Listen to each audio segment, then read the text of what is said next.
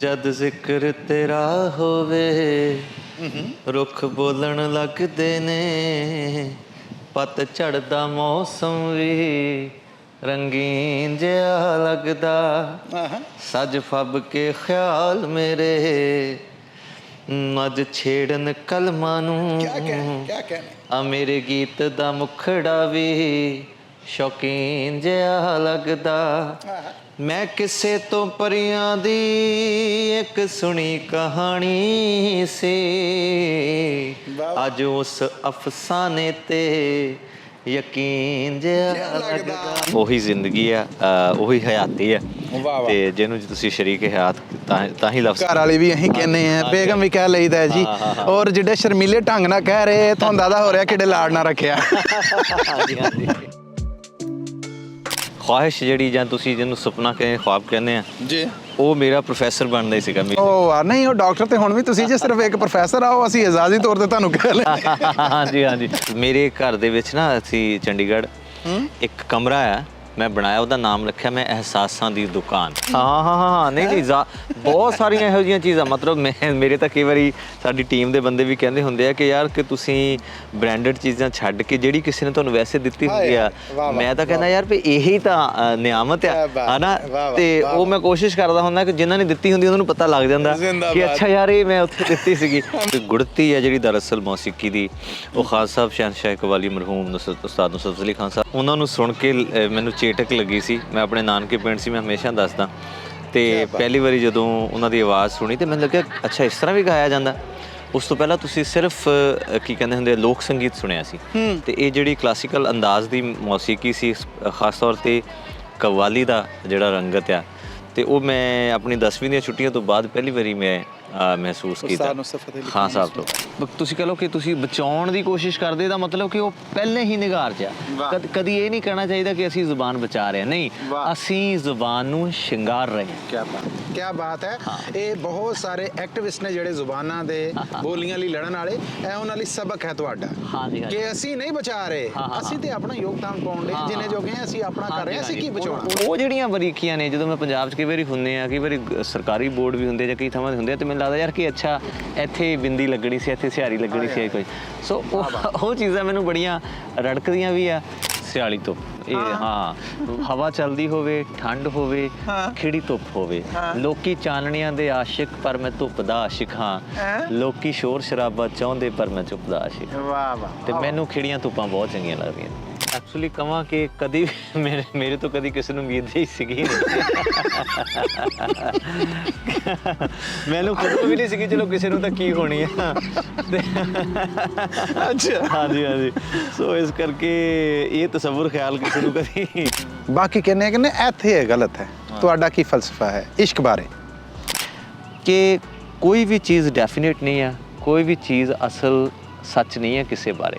ਅੱਛਾ, ਹਾਂ, ਕਿਸੇ ਦੇ ਲਈ ਸੱਚ ਹੋ ਰਿਹਾ, ਕਿਸੇ ਦੇ ਲਈ ਸੱਚ ਹੋ ਰਿਹਾ।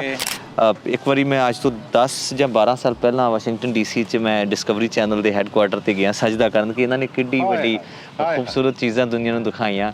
ਮੇਰੀ ਖੁਆਇਸ਼ ਸੀਗੀ ਕਿ ਮੈਂ ਉਹਨਾਂ ਲਈ ਇੱਕ ਡਾਕੂਮੈਂਟਰੀ ਜਾਂ ਜਿਹੜੀ ਸੀਰੀਜ਼ ਹੁੰਦੀ ਆ ਉਹ ਬਣਾਉਂਦਾ, ਉਹਦਾ ਨਾਮ ਰੱਖਦਾ ਦਿਸ ਔਰ ਦੈਟ।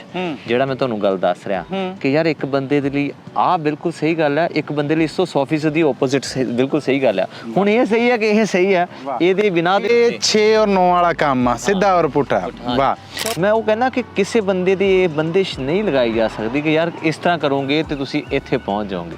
ਨਹੀਂ, ਤੁਹਾਡੇ ਮਾਪੇ ਹੋਰ ਨੇ, ਤੁਹਾਡਾ ਪਿੰਡ ਹੋ ਰਿਹਾ, ਤੁਹਾਡੀਆਂ ਤਕਦੀਰਾਂ ਹੋਰ ਨੇ, ਤੁਹਾਡੇ ਸਰਕਮਸਟੈਂਸਿਸ ਹੋਰ ਨੇ।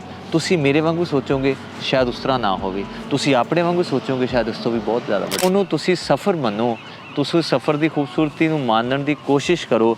ਕਦੀ ਇਹ ਨਾ ਕਹੋ ਕਿ ਯਾਰ ਇਹ ਮੇਰੇ 'ਤੇ ਤਸ਼ੱਦਦ ਹੋ ਰਹੀ ਹੈ, ਜਾਂ ਇਹਨੂੰ ਮੈਂ ਸੈਕਰੀਫਾਈਸ ਕੀਤਾ, ਜਾਂ ਇਹ ਮੇਰਾ ਸਟਰਗਲ ਦਾ ਪੀਰੀਅਡ। ਨਹੀਂ, ਸਟਰਗਲ ਦਾ ਪੀਰੀਅਡ ਨਹੀਂ, ਉਹ ਤੁਹਾਡੀ ਪੋਲਿਸ਼ਿੰਗ ਦਾ ਪੀਰੀਅਡ। ਵਾਹ ਵਾਹ ਵਾਹ। ਮੈਨੂੰ ਕੁਕਿੰਗ ਨਹੀਂ ਆਉਂਦੀ ਜੀ, ਸਫਾਈ ਜਿੰਨੀ ਮਰਜ਼ੀ ਕਰਵਾ ਲਓ, ਝਾੜੂ ਭਾਂਡੇ ਧੋਣ ਵਾਲਾ ਕੰਮ, ਹਾਂਜੀ, ਕੁਕਿੰਗ ਨਹੀਂ ਆਉਂਦੀ।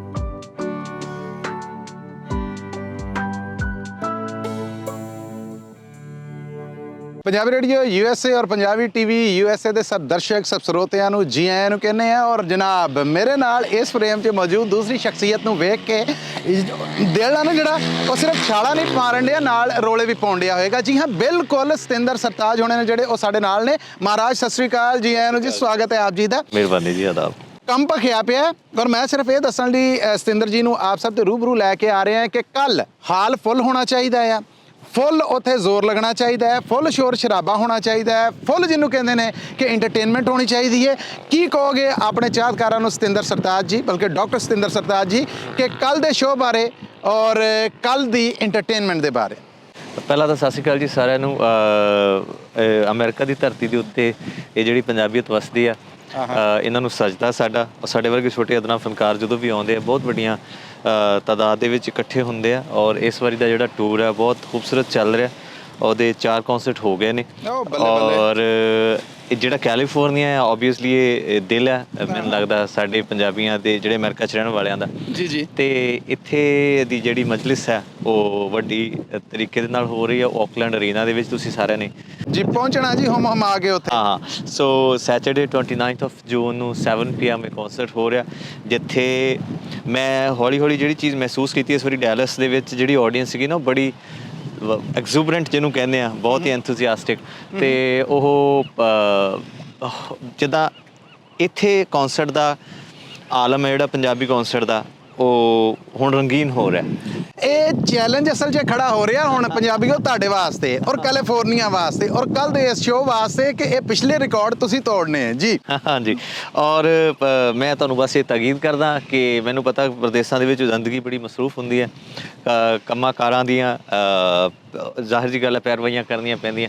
ਤੇ ਜੇਕਰ ਤੁਸੀਂ ਆਪਣੀ ਜ਼ਿੰਦਗੀ ਦੇ ਕੁਝ ਘੰਟੇ ਕੱਢ ਕੇ, ਕਿਉਂਕਿ ਸਾਡੇ ਵੱਡੇ ਫਨਕਾਰ ਜਦੋਂ ਵੀ ਅਸੀਂ ਆਉਂਦੇ ਹਾਂ ਤੇ ਚਾਹੇ ਇਹ ਟੂਰ 3 ਹਫ਼ਤਿਆਂ ਦਾ ਹੁੰਦਾ, ਪਰ ਤੁਹਾਡੇ ਲਈ ਤਾਂ ਸਿਰਫ 3 ਘੰਟੇ ਹੀ ਅਸੀਂ ਆਏ ਹਾਂ। ਸੋ ਤੁਸੀਂ ਥੋੜੀ ਜਿਹੀ ਕੋਸ਼ਿਸ਼ ਕਰਕੇ ਇਹ ਆਕਲੈਂਡ ਅਰੀਨਾ ਦੇ ਵਿੱਚ ਪਹੁੰਚੋ ਸੈਟਰਡੇ 29 ਜੂਨ ਨੂੰ ਸ਼ਾਮ ਨੂੰ 7 ਵਜੇ। ਔਰ ਫਿਰ ਬਾਕੀ ਸਾਡੀ ਕੀ ਕਹਿੰਦੇ ਹੁੰਦੇ ਆ, ਬਾਕੀ ਰੂਹ ਦੀ ਜ਼ਿੰਮੇਵਾਰੀ ਜੇ ਨਾ ਹੋਈਆਂ ਜੀ ਤਸੱਲੀਆਂ। ਕਿਆ ਹੀ ਬਾਤ ਹੈ, ਕਿਆ ਬਾਤ ਹੈ। ਸੋ ਟ੍ਰੇਲਰ ਜਿਹੜਾ ਅਸੀਂ ਦੱਸਦਾ, ਹੁਣ ਫਿਲਮ ਹੈ ਜਿਹੜੀ ਉਹ ਤੁਹਾਡੇ ਸਾਹਮਣੇ ਹੋਣੀ ਹੈ। ਸਤਿੰਦਰ ਜੀ, ਇੱਕ ਮੁਹੱਬਤ, ਇੱਕ ਡੁਲਵਾ, ਇੱਕ ਢੁਕਵਾਂ ਪਿਆਰ ਆ ਜਿਹੜਾ ਉਹ ਦੁਨੀਆ 'ਚ ਜਿੱਥੇ ਚਲੇ ਜਾਓ ਤੁਹਾਨੂੰ ਪੰਜਾਬੀਆਂ ਵੱਲੋਂ ਮਿਲਦਾ ਹੈ। ਕੀ ਮਹਿਸੂਸ ਕਰਦੇ ਜੇ? ਕੀ ਦਿਲ ਦੇ ਅੰਦਰ ਉਦੋਂ ਇੱਕ ਚਾਅ ਜਿਹਾ ਹੁੰਦਾ ਹੈ ਕਿ ਮੈਂ ਗਲੀਆਂ ਦਾ ਰੂੜਾ ਕੂੜਾ ਮਹਿਲ ਚੜਾਇਆ, ਸਾਈਆਂ ਹਜ਼ਰਤ ਮੀਆਂ ਮੁਹੰਮਦ ਬਖਸ਼ ਸਰਕਾਰ ਦਾ ਸ਼ੇਰ ਆ। ਮੈਂ ਉਹ ਫੀਲਿੰਗ ਹੈ ਜਿਹੜੀ ਤੁਹਾਡੀ ਸ਼ਬਦਾਂ ਰਾਹੀਂ ਜਾਣਨਾ ਚਾਹੁੰਦਾ, ਜ਼ਰਾ ਅੱਜ ਦੱਸ ਦਿਓ ਹਾਂ ਸਭ। ਮੈਂ ਸਦਕੇ ਹੀ ਜਾਣਾ ਜੀ, ਮੈਂ ਜਿੰਨਾ ਵੀ ਸਾਡਾ ਡਾਇਸਪੋਰਾ ਪ੍ਰਦੇਸ਼ਾਂ 'ਚ ਰਹਿੰਦਾ ਤੇ ਆਪਣੀ ਧਰਤੀ ਤੋਂ ਜਿੰਨੇ ਦੂਰ ਹੁੰਦੇ ਆ ਉਨੇ ਉਹਨਾਂ ਦਾ ਨਿੱਘ ਤੇ ਮੋਹ ਮੁਹੱਬਤ ਉਹਨਾਂ ਦੇ ਲਈ ਜ਼ਿਆਦਾ ਲਬਰੇਜ਼ ਹੋਣ ਲੱਗ ਜਾਂਦੀ, ਜ਼ਿਆਦਾ ਗੂੜੀ ਹੋਣ ਲੱਗ ਜਾਂਦੀ ਹੈ। ਤੇ ਔਰ ਇਹ ਜਿਹੜਾ ਨੋਸਟੈਲਜੀਆ ਆ ਜੀ ਇਹ ਉਹ ਮਹਿਸੂਸ ਕਰਦੇ ਆ ਸਾਡੇ ਕੌਂਸਰਟਸ ਦੇ ਵਿੱਚ ਆ ਕੇ। ਇਹ ਮੈਂ ਅੱਖੀਂ ਵੇਖਿਆ। ਔਰ ਦੁਨੀਆ ਦੇ ਹਰੇਕ ਕੋਨੇ 'ਚ, ਚਾਹੇ ਤੁਸੀਂ ਨਿਊਜ਼ੀਲੈਂਡ ਤੋਂ ਲੈ ਕੇ ਨਿਊਯਾਰਕ ਤੱਕ, ਜਿੰਨਾ ਵੀ ਸਾਡਾ ਕੀ ਕਹਿੰਦੇ ਹੁੰਦੇ ਆ ਜਿੱਡੀ ਵੱਡੀ ਤਾਦਾਦ ਦੇ ਵਿੱਚ ਸਾਡੇ ਪੰਜਾਬੀ ਲੋਕ ਬਾਹਰ ਵੱਸਦੇ ਆ, ਉਹ ਜਦੋਂ ਵੀ ਅਸੀਂ ਜਾਂਦੇ ਆ ਤੇ ਉਹਨਾਂ ਦੀਆਂ ਤਾੜੀਆਂ ਦੀ ਗੁੰਜਾਰ ਜਿਹੜੀ ਹੈ ਸਾਨੂੰ ਉਹ ਜੋਸ਼ ਦਿੰਦੀ ਹੈ। ਔਰ ਉਹਨਾਂ ਮੁਹੱਬਤਾਂ ਦੇ ਸਦਕੇ ਹੀ ਅਸੀਂ ਉੱਡੇ ਫਿਰਦੇ ਹਾਂ। ਤੇ ਬਾਕੀ ਜਿੱਦਾਂ ਤੁਸੀਂ ਕਿਹਾ ਕਿ ਜੀ ਮੈਂ ਗੁਰਮੁਖੀ ਦਾ ਬੇਟਾ, ਮੈਨੂੰ ਤੋੜਦੇ ਨੇ ਅੱਖਰ, ਮਾਂ ਖੇਲਣੇ ਨੂੰ ਦਿੱਤੇ ਬੜੀ ਲੋਰਦੇ ਨੇ ਅੱਖਰ। ਸਤਿੰਦਰ ਜੀ, ਕਿੱਡੀ ਪੰਜਾਬੀ ਬੋਲੀ ਦੀ ਅਮੀਰਤਾ ਹੈ। ਕੋਸੀ ਕੋਸੀ ਚਾਹ, ਤੱਤੀ ਤੱਤੀ ਕਾਫੀ, ਜਿਹਨੂੰ ਕਹਿੰਦੇ ਨੇ ਕੜਵੀ ਉਬਲਦੀ, ਮਤਲਬ ਇੰਨੀ ਵੈਰਾਈਟੀ ਤੱਤੇ ਦੀ ਕਿਸੇ ਹੋਰ ਬੋਲੀ 'ਤੇ ਘੱਟ ਹੀ ਇਹੋ ਜਿਹੇ ਸ਼ਬਦ ਲੱਭਣਗੇ। ਗੱਲ ਕੋਸਾ ਕਰਦੇ ਹਾਂ। ਇੱਕ ਸਵਾਲ ਹੈ, ਮੈਂ ਉਹਨਾਂ ਸ਼ੁਰੂਆਤ ਦੇ ਬਾਰੇ ਪੁੱਛਣਾ ਚਾਹਾਂਗਾ ਜਿਹੜੀਆਂ ਹੋਈਆਂ। ਗਾਇਕੀ ਤੁਸੀਂ ਆਪਣੇ ਬਹੁਤ ਸਾਰੇ ਇੰਟਰਵਿਊਜ਼ ਜਿਹੜੇ ਪਹਿਲੇ ਨੇ ਉਹਨਾਂ 'ਚ ਦੱਸਿਆ ਕਿ ਸ਼ੁਰੂ ਤੋਂ ਹੀ ਤੁਸੀਂ ਕਰਦੇ ਰਹੇ ਔਰ ਧਾਰਮਿਕ ਤੌਰ 'ਤੇ ਵੀ ਕਰਦੇ ਰਹੇ। ਇਹ ਸ਼ੋਹਰਤ ਦੀ ਦੇਵੀ ਇਸ ਤਰ੍ਹਾਂ ਤੁਹਾਨੂੰ ਗਲ ਲਾ ਲਏਗੀ, ਗੋਦੀ ਚੁੱਕ ਲਏਗੀ, ਗਲਫਕੜੀ ਪਾ ਲਏਗੀ, ਇਹ ਉਦੋਂ ਪਤਾ ਸੀਗਾ, ਅਹਿਸਾਸ ਸੀਗਾ, ਜਾਂ ਸੁਪਨਾ ਤੇ ਹੁੰਦਾ ਹਰ ਕਿਸੇ ਦਾ? ਵੇਖਿਆ ਵੀ ਸੀ ਇਹ ਸੁਪਨਾ ਜਾਂ ਨਹੀਂ? ਨਹੀਂ, ਮੈਂ ਨਹੀਂ ਸੀ ਵੇਖਿਆ। ਜ਼ਾਹਿਰ ਜੀ ਗੱਲ ਹੈ, ਜਿੱਦਾਂ ਤੁਸੀਂ ਦੱਸਿਆ ਕਿ ਮੇਰੀ ਜਿਹੜੀ ਬੈਕਗਰਾਉਂਡ ਆ ਉਹ ਸਾਰੀ ਐਜੂਕੇਸ਼ਨ ਦੀ ਬੇਸ ਦੀ ਆ। ਮੇਰੀ ਸਟੱਡੀ ਆ ਜਿਹੜੀ ਸਾਰੀ, ਖੁਆਇਸ਼ ਜਿਹੜੀ, ਜਾਂ ਤੁਸੀਂ ਜਿਹਨੂੰ ਸੁਪਨਾ ਕਹਿੰਦੇ, ਖੁਆਬ ਕਹਿੰਦੇ ਆ ਜੀ, ਉਹ ਮੇਰਾ ਪ੍ਰੋਫੈਸਰ ਬਣਦਾ ਹੀ ਸੀਗਾ ਉਹ ਵਾਹ, ਨਹੀਂ ਉਹ ਡਾਕਟਰ ਤੇ ਹੁਣ ਵੀ ਤੁਸੀਂ ਜੇ ਸਿਰਫ ਇੱਕ ਪ੍ਰੋਫੈਸਰ ਆਓ, ਅਸੀਂ ਇਜਾਜ਼ੀ ਤੌਰ ਤੇ ਤੁਹਾਨੂੰ ਕਹਿ ਲੈ। ਹਾਂਜੀ ਹਾਂਜੀ, ਨਹੀਂ ਮੈਂ ਯੂਨੀਵਰਸਿਟੀ ਰਿਹਾ ਵੀ ਆ, ਔਰ ਹੁਣ ਮੈਂ ਬਹੁਤ ਹੀ ਫਖਰ ਨਾਲ ਦੱਸਦਾ ਤਮਾਮ ਦੁਨੀਆ ਦੇ ਵਿੱਚ ਆ ਕੇ ਕਿ ਮੈਂ ਆਪਣੇ ਪੰਜਾਬ ਯੂਨੀਵਰਸਿਟੀ ਕੈਂਪਸ ਚੰਡੀਗੜ੍ਹ ਦਾ ਇੰਟਰਨੈਸ਼ਨਲ ਬ੍ਰਾਂਡ ਅੰਬੈਸਡਰ ਹਾਂ। ਸ਼ੁਕਰ ਅਲਹਮਦ, ਇਹ ਤੇ ਮਾਣ ਵਾਲੀ ਗੱਲ ਹੈ ਜੀ, ਇਹ ਤੇ ਮਾਣ ਵਾਲੀ ਗੱਲ ਹੈ। ਸਤਿੰਦਰ ਜੀ ਕਹਿੰਦੇ ਨੇ, ਵਾਰਿਸ ਸ਼ਾਹ ਨੇ ਆਖਿਆ ਸੀ ਨਾ ਕਿ ਜਦੋਂ ਤੱਕ ਤੁਸੀਂ ਮਜਾਜ਼ੀ ਦਾ ਸਵਾਦ ਨਹੀਂ ਚੱਖਦੇ, ਹਕੀਕੀ ਵਾਲੀ ਪੌੜੀ ਤੇ ਉਹਦੇ ਪੌੜੇ ਤੇ ਪੈਰ ਰੱਖ ਹੀ ਨਹੀਂ ਸਕਦੇ। ਕਹਿੰਦੇ ਜਦੋਂ ਤੱਕ ਅੰਦਰੋਂ ਸੱਟ ਨਾ ਲੱਗੀ ਹੋਏ, ਠੁੱਡਾ ਨਾ ਲੱਗਾ ਹੋਏ, ਬੁੱਲ ਨਾ ਚਿੱਤੇ ਹੋਣ, ਮੁਹੱਬਤ ਨਾ ਹੋਈ ਹੋਏ, ਇਸ਼ਕ ਨਾ ਹੋਇਆ ਹੋਏ, ਵਿਛੋੜਾ ਨਾ ਚੱਲਿਆ ਹੋਏ, ਨਾ ਤੇ ਲਫ਼ਜ਼ਾਂ 'ਚ ਤਾਸੀਰ ਆ ਸਕਦੀ ਹੈ, ਨਾ ਆਵਾਜ਼ 'ਚ ਦਰਦ ਆ ਸਕਦਾ ਹੈ। ਤੁਹਾਡੇ ਕੋਲ ਤੇ ਦੋਵੇਂ ਦੌਲਤਾਂ ਨੇ। ਹੁਣ ਅਗਲੀ ਗੱਲ ਤੁਸੀਂ ਆਪ ਹੀ ਸਮਝ ਗਏ ਹੋਵੋਗੇ ਕਿ ਇਸ ਹੱਦ ਤੱਕ ਕਦੋਂ, ਕਿੰਨੀ ਕੁ ਉਮਰ 'ਚ, ਕੀ ਵਜ੍ਹਾ? ਜਿਹੜੀ ਸਾਡੀ ਸ਼ਰੀਕ ਹਯਾਤ ਹੈ ਜੀ, ਮੈਂ ਤਾਂ ਹਮੇਸ਼ਾ ਦੱਸਦਾ ਕਿ ਉਹੀ ਮੁਹੱਬਤ ਹੈ, ਉਹੀ ਜ਼ਿੰਦਗੀ ਹੈ, ਉਹੀ ਹਯਾਤੀ ਹੈ। ਤੇ ਜਿਹਨੂੰ ਤੁਸੀਂ ਸ਼ਰੀਕ ਹਯਾਤ ਤਾਂ ਹੀ ਲਫ਼ਜ਼ ਘਰ ਵਾਲੀ ਵੀ ਅਸੀਂ ਕਹਿੰਦੇ ਆ, ਬੇਗਮ ਵੀ ਕਹਿ ਲਈਦਾ ਹੈ ਜੀ। ਔਰ ਜਿਹੜੇ ਸ਼ਰਮੀਲੇ ਢੰਗ ਨਾਲ ਕਹਿ ਰਹੇ, ਤੁਹਾਨੂੰ ਦਾਦਾ ਹੋ ਰਿਹਾ ਕਿਹੜੇ ਲਾੜ ਨਾ ਰੱਖਿਆ। ਇਹ ਦੱਸੋ ਕਿ ਇੱਕ ਕਹਿੰਦੇ ਨਾ ਮਹਿਬੂਬ ਦਾ ਤਸੱਵਰ ਹੁੰਦਾ ਹੈ, ਕੁਛ ਅਣਡਿੱਠੇ ਮੁੱਖ ਵੀ ਹੁੰਦੇ ਨੇ ਜਿਨ੍ਹਾਂ 'ਚ ਅਸੀਂ ਵੇਖਿਆ ਹੁੰਦਾ, ਜਦੋਂ ਸਾਹਮਣੇ ਆਉਂਦਾ ਤੇ ਉਦੋਂ ਲੱਗਦਾ ਇਹ ਤੇ ਉਹੀ ਹੈ, ਉਹ ਸੁਪਨੇ ਵਾਲੀ ਮੂਰਤ ਹੈ, ਇਹ ਤੇ ਉਹੀ ਸ਼ਕਲ ਹੈ, ਇਹ ਤੇ ਉਹੀ ਮਹਾਂਦਰਾ ਹੈ। ਕੋਈ ਨਾ ਕੋਈ ਕਿਤੇ ਦਿਲ 'ਚ ਕਿਤੇ ਹੁੰਦਾ ਹੈ। ਔਰ ਜਦੋਂ ਬੰਦਾ ਅੱਖਾਂ ਬੰਦ ਕਰਕੇ ਉਹ ਸੁਰ ਔਰ ਸਾਜ਼ ਨੂੰ ਰਲਾ ਕੇ ਤੇ ਨਾਲ ਉਹ ਦਰਦ ਘੋਲਦਾ ਹੈ ਔਰ ਤਸੱਵੁਰ 'ਚ ਕਹਿੰਦਾ ਕਿ ਇਹੋ ਹੀ ਸਾਹਮਣੇ ਹੈ। ਮੈਂ ਥੋੜ੍ਹੀ ਦੇਰ ਲਈ ਆਪਣੇ ਦਰਸ਼ਕਾਂ ਲਈ, ਸਰੋਤਿਆਂ ਲਈ ਅੱਖਾਂ ਬੰਦ ਕਰਕੇ ਸਮਝੋ ਕਿ ਉਹ ਮੁੱਖ ਮਹਾਂਦਰਾ, ਉਹ ਮਹਿਬੂਬ ਇਸ ਤਰ੍ਹਾਂ ਸਾਹਮਣੇ ਆ ਜੇ ਔਰ ਤੁਹਾਨੂੰ ਸਿਰਫ ਇੰਨੀ ਇਜਾਜ਼ਤ ਹੋਵੇ ਕਿ ਤੁਸੀਂ ਗੱਲ ਨਹੀਂ ਕਰਨੀ, ਜੋ ਗੱਲ ਕਰਨੀ ਗਾਇਕੀ 'ਚ ਕਰੋਗੇ ਤੇ ਕੀ ਗਾ ਕੇ ਉਹਦੇ ਨਾਲ ਮੁਖਾਤਬ ਹੋਵੋਗੇ? ਹਾਂ, ਉਹ ਇਹੀ ਆ ਕਿ ਜਦ ਜ਼ਿਕਰ ਤੇਰਾ ਹੋਵੇ, ਰੁੱਖ ਬੋਲਣ ਲੱਗਦੇ ਨੇ, ਪੱਤ ਝੜਦਾ ਮੌਸਮ ਵੀ ਰੰਗੀਨ ਜਿਹਾ ਲੱਗਦਾ, ਸੱਜ ਫੱਬ ਕੇ ਖਿਆਲ ਮੇਰੇ ਅੱਜ ਛੇੜਨ ਕਲਮਾਂ ਨੂੰ, ਆ ਮੇਰੇ ਗੀਤ ਦਾ ਮੁਖੜਾ ਵੀ ਸ਼ੌਕੀਨ ਜਿਹਾ ਲੱਗਦਾ। ਮੈਂ ਕਿਸੇ ਤੋਂ ਪਰੀਆਂ ਦੀ ਇੱਕ ਸੁਣੀ ਕਹਾਣੀ ਸੀ, ਅੱਜ ਉਸ ਅਫਸਾਨੇ ਤੇ ਯਕੀਨ ਜਿਹਾ ਲੱਗਦਾ। ਵਾਹ ਜੀ ਵਾਹ। ਗਾਇਕੀ 'ਚ ਕਹਿੰਦੇ ਨੇ ਕਿ ਜੋ ਕੁਛ ਬੰਦੇ ਨੇ ਗਾਇਆ ਹੋਵੇ, ਪੂਰੀ ਉਹਦੇ ਤੇ ਰਿਆਜ਼ਤ ਖਰਚ ਕੀਤੀ ਹੁੰਦੀ ਹੈ। ਇਹ ਸਮਝੋ ਕਿ ਜੋ ਕਮਾਇਆ ਉਹ ਉਹਦੇ ਤੇ ਖਰਚਣਾ ਹੈ, ਤਾਂ ਜੇ ਪਿਛਲਾ ਜਿਹੜਾ ਉਹਦਾ ਵੀ ਮਾਣ ਰਵੇ ਔਰ ਅਗਲਾ ਜਿਹੜਾ ਉਹ ਵੀ ਯਾਦਗਾਰ ਹੋ ਜੇ। ਫਿਰ ਵੀ ਕੋਈ ਇੱਕ ਤੇ ਲਾਡਲਾ ਹੁੰਦਾ ਹੈ ਨਾ, ਕਿਹੜਾ ਗੀਤ ਹੈ ਜਿਹੜਾ ਅੱਜ ਵੀ ਇਕੱਲੇ ਹੋਵੋ, ਕਹਿ ਲਵੋ ਕਿ ਤੁਹਾਨੂੰ ਚੁਆਇਸ ਦਿੱਤੀ ਜਾਵੇ, ਉਹ ਗੁਣਗੁਣਾਓਗੇ? ਉਹਦਾ ਕੋਈ ਪਹਿਲਾਂ ਤੇ ਉਸ ਗੀਤ ਦਾ ਪਿਛੋਕੜ ਦੱਸੋ, ਫਿਰ ਉਸ ਗੀਤ ਤੇ ਆਵਾਂਗੇ। ਇਸ ਤਰ੍ਹਾਂ ਦੇ ਮੇਰੇ ਤਕਰੀਬਨ 4 ਜਾਂ 5 ਲਾਡਲੇ ਗੀਤ ਨੇ। ਉਹ ਹੌਲੀ ਹੌਲੀ ਜਿਸ ਤਰ੍ਹਾਂ ਬਣੀ ਗਿਆ ਜਾਂ ਰਿਲੀਜ਼ ਹੋਈ ਗਏ, ਉਸ ਤਰ੍ਹਾਂ ਲਾਡਲੇ ਹੋਈ ਗਏ। ਤੇ ਇਹਨਾਂ ਸਾਰਿਆਂ ਦੇ ਵਿੱਚੋਂ ਜੇ ਮੈਂ ਇੱਕ ਚੁਣਨਾ ਹੋਵੇ ਤੇ ਮੈਨੂੰ ਜਿਹੜਾ ਛਿੱਟੇ ਨੂਰ ਦੇ ਸਾਡਾ ਇੱਕ ਗੀਤ ਏਦਾਂ ਥੋੜੀ ਜੀ, ਉਹ ਛਿੱਟੇ ਨੂਰ ਦੇ ਨੇ ਜਿਹੜੇ, ਉਹ ਉਸੇ ਤਰ੍ਹਾਂ ਭਰਾ ਕੇ ਵੀ ਵਾਓ ਨਾ, ਜਿਹੜੇ ਰਿਆਜ਼ਤ ਖਰਚ ਕਰਕੇ ਢਾਲੇ ਨੇ। ਅਸੀਂ ਉਹਨੂੰ ਉਸੇ ਮੁੱਖ ਮੰਦਰੇ 'ਚ ਵੇਖਣਾ ਚਾਹੁੰਦੇ ਹਾਂ ਜਿਹੜਾ ਤੁਹਾਡੇ ਖਿਆਲਾਂ ਦੀ ਉਸਾਰੀ ਤੋਂ ਬਾਅਦ ਹਕੀਕਤ ਬਣ ਕੇ ਸਾਹਮਣੇ ਆਇਆ। ਹਾਂਜੀ ਹਾਂਜੀ, ਉਹ ਮੈਨੂੰ ਲੱਗਦਾ ਕਿ ਮੇਰੇ ਤਸੱਵੁਰ ਦੀਆਂ ਉਡਾਰੀਆਂ ਦਾ ਜਿਹੜਾ ਜਿਹਨੂੰ ਤੁਸੀਂ ਮਿਸਟਿਸਿਜ਼ਮ ਕਹਿੰਦੇ ਆ, ਤਸੱਵੁਫ ਦੀ ਲੈਕਾਰੀ ਦਾ ਤੇ ਬੜੇ ਨਜ਼ਦੀਕ ਦਾ ਅਫਸਾਨਾ ਹੈ। ਵਕਤ ਦੀ ਤੋਰ ਭੁਲਾਉਂਦੇ ਸੱਜਣ ਜਦ ਕੋਲ ਬਿਠਾਉਂਦੇ, ਫੇਰ ਸਰਤਾਜਾਂ ਵਰਗੇ ਆ ਫਿਰਦੇ ਲਿਖਦੇ ਗਾਉਂਦੇ ਕਿ ਸਾਨੂੰ ਦੂਸਰੇ ਜਹਾਨ ਵਿੱਚ ਲੈ ਗਏ, ਕੋਈ ਸਦੀਆਂ ਪੁਰਾਣੀ ਗੱਲ ਕਹਿ ਗਏ। ਇਹਨਾਂ ਸਫ਼ਰਾਂ ਦੇ ਕਿੰਨੇ ਕੁ ਮਕਾਮ ਨੇ, ਆ ਛਿੱਟੇ ਨੂਰ ਦੇ ਅਸਾਂ ਦੇ ਮੱਥੇ ਪੈ ਗਏ। ਵਾਹ ਵਾਹ ਵਾਹ ਵਾਹ ਵਾਹ ਵਾਹ। ਸਤਿੰਦਰ ਜੀ ਕਹਿੰਦੇ ਨੇ ਕਿ ਚੰਗਾ ਗਾਉਣ ਲਈ ਚੰਗਾ ਸੁਣਨਾ ਵੀ ਪੈਂਦਾ।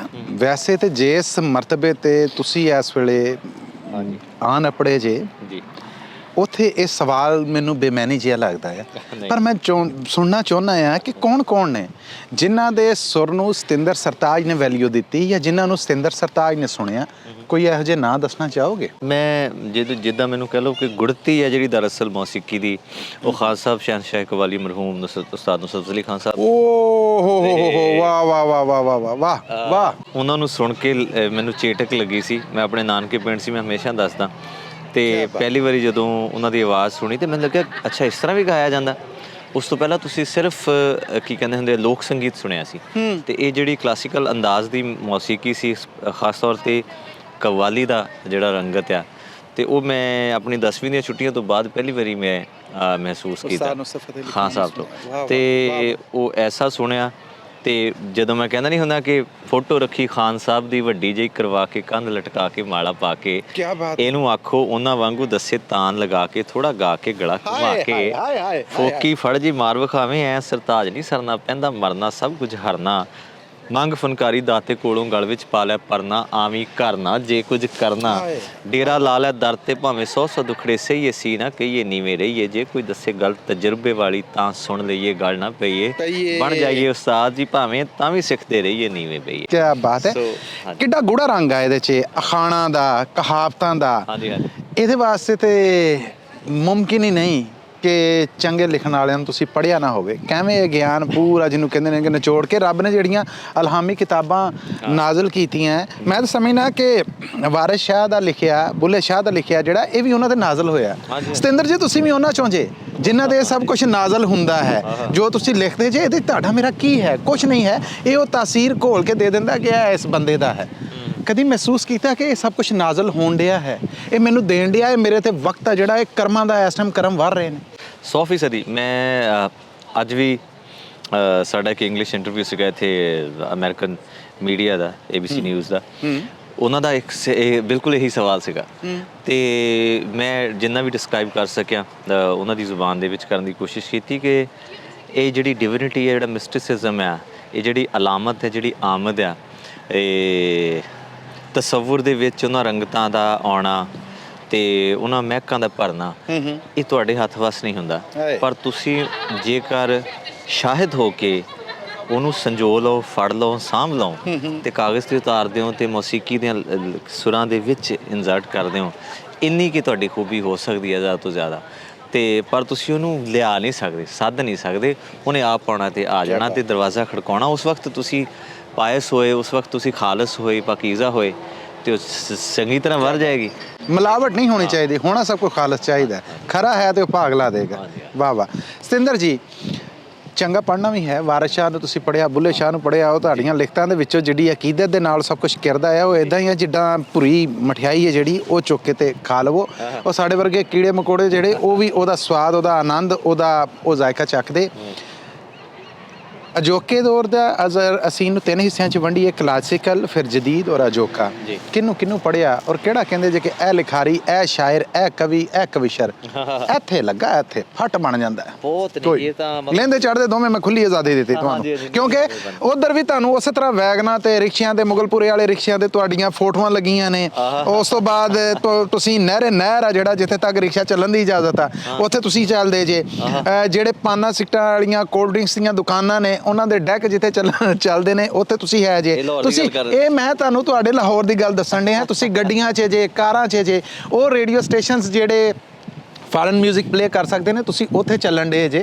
ਸੋ ਮੈਂ ਹੁਣ ਇਹ ਸਵਾਲ ਇਸ ਕਰਕੇ ਪੁੱਛਿਆ ਕਿ ਉਹਨਾਂ ਸਾਰਿਆਂ ਨੂੰ ਸਤਿੰਦਰ ਸਰਤਾਜ ਹੋਣਾ ਦੀ ਜ਼ੁਬਾਨੀ ਉਹ ਜਵਾਬ ਲੱਭ ਜੇ, ਜਿਹਦੀ ਤੇ ਸ਼ਾਇਦ ਇਹ ਕੰਡਿਆਲੀਆਂ ਤਾਰਾਂ, ਇਹ ਸਰਹਦਾਂ, ਇਹ ਪਾਬੰਦੀਆਂ ਨੇ ਜਿਹੜੀਆਂ ਉਹਨਾਂ ਕੋਲ, ਉਹ ਤੁਹਾਡੇ ਸ਼ਬਦ ਨੇ ਜਿਹੜੇ, ਉਹ ਹੁਣ ਕਿਸੇ ਵੀਜ਼ੇ ਦੇ ਮੁਹਤਾਜ ਨਹੀਂ। ਕਰੋ ਗੱਲ ਉਹਨਾਂ ਨਾਲ, ਦੱਸੋ। ਮੈਂ ਇੱਕ ਤਾਂ ਉਹਨਾਂ ਨੂੰ ਸਾਰਿਆਂ ਨੂੰ ਸਜਦਾ ਕਰਦਾ, ਸਲਾਮ ਕਰਦਾ। ਸਾਨੂੰ ਸੋਸ਼ਲ ਮੀਡੀਆ ਦੇ ਜ਼ਰੀਏ ਤਾਂ ਥੋੜ੍ਹੇ ਬਹੁਤ ਲੋਕਾਂ ਦੀ ਮਿਲ ਜਾਂਦੀ ਆ ਦੁਆ ਸਲਾਮ। ਕਈ ਵਾਰੀ ਅਸੀਂ ਦੁਬਈ ਕੌਂਸਰਟ ਕਰਦੇ ਹਾਂ ਤੇ ਕੁਛ ਕੁ ਸਾਡੇ ਪਤਵੰਤੇ ਮੁਹੱਬਤ ਕਰਨ ਵਾਲੇ ਉੱਥੇ ਪਹੁੰਚ ਵੀ ਜਾਂਦੇ ਆ, ਤੇ ਜਾਂ ਸਾਡੇ ਹਿੰਦੁਸਤਾਨ ਜਿਹੜੇ ਕੌਂਸਰਟਸ ਹੁੰਦੇ ਆ ਉੱਥੇ ਉਹਨਾਂ ਦੀਆਂ ਬਣਾਈਆਂ ਹੋਈਆਂ ਚੀਜ਼ਾਂ ਸਾਡੇ ਤੱਕ ਕਿਸੇ ਤਰੀਕੇ, ਕਦੀ ਜੁੱਤੀ ਆ ਗਈ, ਕਦੀ ਕੁੜਤਾ ਆ ਗਿਆ, ਕਦੀ ਸ਼ਾਲ। ਕੀ ਫੀਲ ਕਰਦੇ ਜੇ ਇਹ ਜੀ ਜੁੱਤੀ ਤੁਹਾਡੇ ਲਈ? ਜੁੱਤੀ ਕਸੂਰੀ ਏ, ਇਹ ਲੱਠਾ ਮੈਂ ਕਮਾਲੀਏ ਤੋਂ ਲਿਆਂਦਾ, ਲੋਰੋ ਸੂਟ ਲਿਆਂਦਾ ਸਤਿੰਦਰ ਸਰਤਾਜ ਲਈ।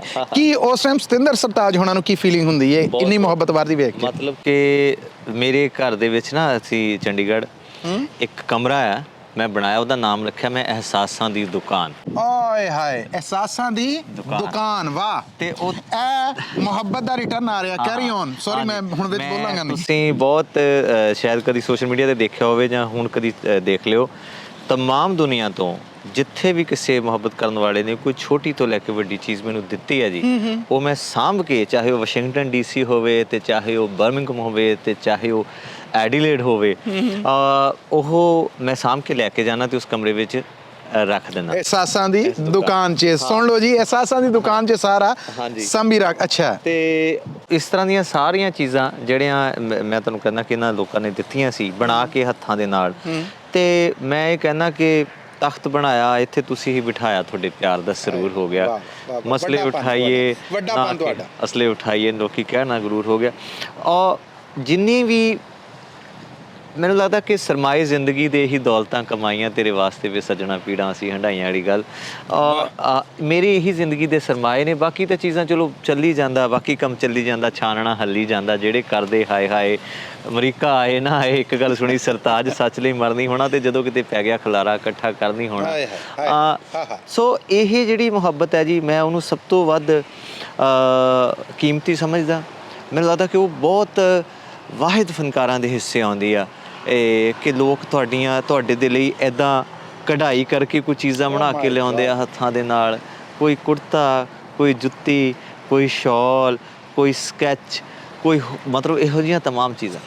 ਸਰਤਾਜ ਜੀ, ਮੈਂ ਬਾਦਸ਼ਾਹ ਇਹ ਪੁੱਛਣਾ ਚਾਹਨਾ, ਕਦੀ ਉਹਨਾਂ ਸ਼ਮਨ ਨੂੰ ਪਾ ਕੇ ਕੋਈ ਵੇਖ ਸ਼ੀਸ਼ੇ ਦੇ ਸਾਹਮਣੇ ਖਲੋ ਕੇ ਇੰਜ ਕੀਤਾ ਵੀ? ਹਾਂ, ਨਹੀਂ ਬਹੁਤ ਸਾਰੀਆਂ ਇਹੋ ਜਿਹੀਆਂ ਚੀਜ਼ਾਂ। ਮਤਲਬ ਮੇਰੇ ਤਾਂ ਕਈ ਵਾਰੀ ਸਾਡੀ ਟੀਮ ਦੇ ਬੰਦੇ ਵੀ ਕਹਿੰਦੇ ਹੁੰਦੇ ਆ ਕਿ ਯਾਰ ਕਿ ਤੁਸੀਂ ਬ੍ਰਾਂਡਡ ਚੀਜ਼ਾਂ ਛੱਡ ਕੇ ਜਿਹੜੀ ਕਿਸੇ ਨੇ ਤੁਹਾਨੂੰ ਵੈਸੇ ਦਿੱਤੀ ਹੁੰਦੀ ਆ, ਮੈਂ ਤਾਂ ਕਹਿੰਦਾ ਯਾਰ ਵੀ ਇਹੀ ਤਾਂ ਨਿਆਮਤ ਆ, ਹਨਾ।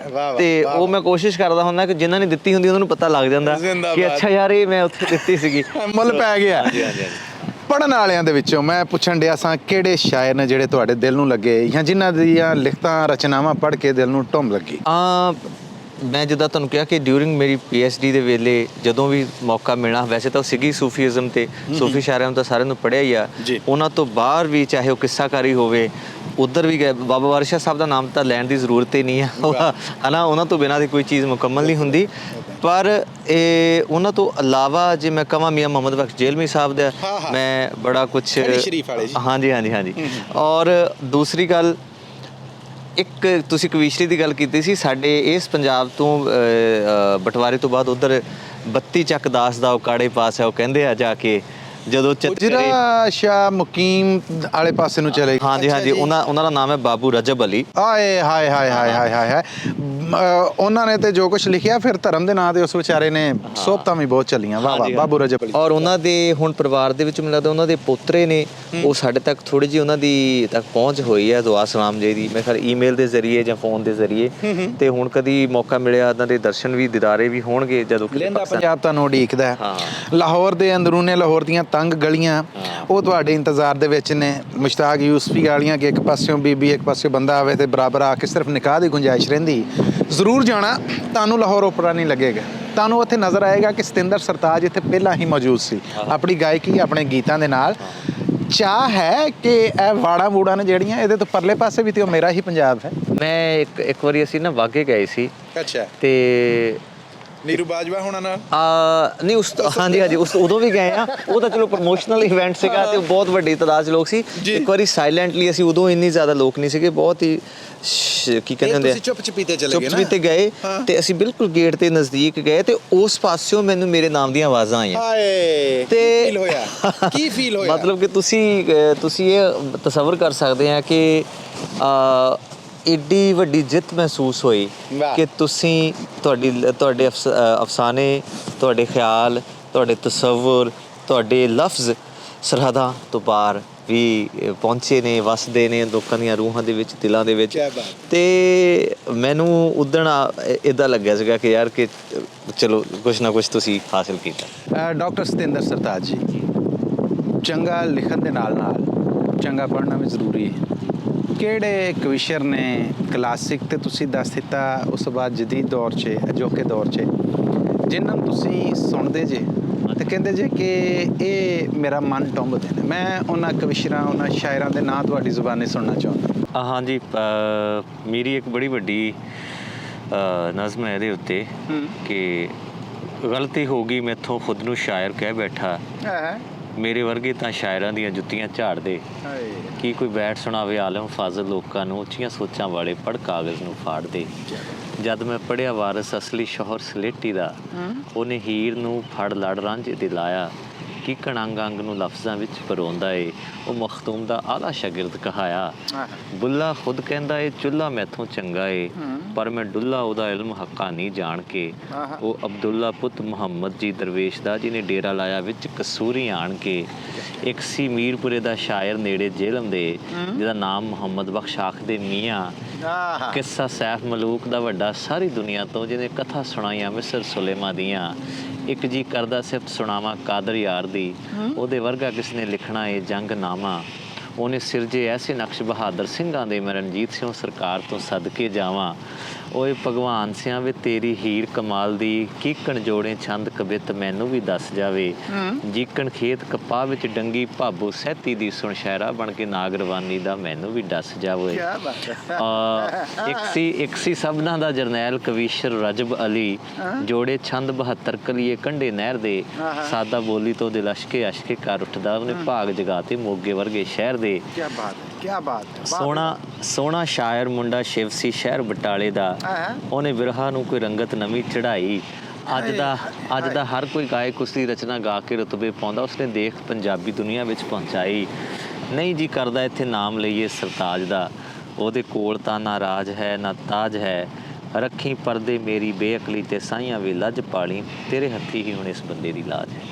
ਸੋ ਗਲਤੀ ਹੋ ਗਈ ਮੈਥੋਂ ਖੁਦ ਨੂੰ ਸ਼ਾਇਰ ਕਹਿ ਬੈਠਾ, ਮੇਰੇ ਵਰਗੇ ਤਾਂ ਸ਼ਾਇਰਾਂ ਦੀਆਂ ਜੁੱਤੀਆਂ ਝਾੜਦੇ। ਕੀ ਕੋਈ ਬੈਠ ਸੁਣਾਵੇ ਆਲਮ ਫਾਜ਼ਲ ਲੋਕਾਂ ਨੂੰ, ਉੱਚੀਆਂ ਸੋਚਾਂ ਵਾਲੇ ਪੜ੍ਹ ਕਾਗਜ਼ ਨੂੰ। ਵਾਹ ਵਾਹ ਸਤਿੰਦਰ ਜੀ, ਇਹ ਤੇ ਅਸੀਂ ਉਹ ਸਤਿੰਦਰ ਸਰਤਾਜ ਨੂੰ ਮਿਲ ਰਹੇ ਹਾਂ ਨਾ, ਜਿਹੜਾ ਸਟੇਜ ਤੇ ਹੁੰਦਾ ਹੈ, ਜਿਹੜਾ ਜਦੋਂ ਆਉਂਦਾ ਹੈ ਤੇ ਦਿਲਾਂ ਦੀਆਂ ਧੜਕਣਾਂ ਵੱਧ ਜਾਂਦੀਆਂ ਹੈ, ਲਹੂ ਤੇਜ਼ ਤੇਜ਼ ਆ ਜਿਹੜਾ ਉਹ ਰਵਾਂ ਹੋਣ ਡੈ ਪੈਂਦਾ ਆ, ਜਿਹਨੂੰ ਰੂਬਰੂ ਦੇਖ ਕੇ ਇੰਝ ਹੀ ਲੱਗਦਾ ਹੈ ਕਿ ਸੁਪਨਾ ਚੁੰਡੀ ਵੱਢ ਕੇ ਦੇਖੀਏ ਹੈ। ਨਹੀਂ ਠੀਕ ਹੈ।